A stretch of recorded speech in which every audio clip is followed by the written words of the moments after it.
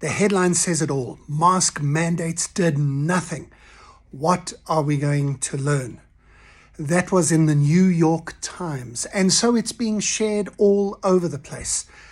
Except people haven't actually looked at the underlying research. And you need to, if you don't want to look stupid. My name's Graeme Codrington. I'm your tour guide to the future. And one of the things I really talk about a lot is helping people to raise their game in terms of critical thinking. One of the things we need to do is develop strategic imagination, and that requires us to sift through the noise and find the real truth and data at the bottom. That New York Times article is referencing a meta-study that looked at 78 different pieces of research into infectious diseases and the effectiveness of wearing masks. Except, of those 78 research projects, only 2 of them are related to COVID. The other 76 are from the last 10-15 years, and most of them are related to flu. Then they are supposed to be investigating mask wearing, but in most of the research projects, the participants only wore masks some of the time. The authors of the research project basically admit that the research is useless. They basically say there's too much variability in the data.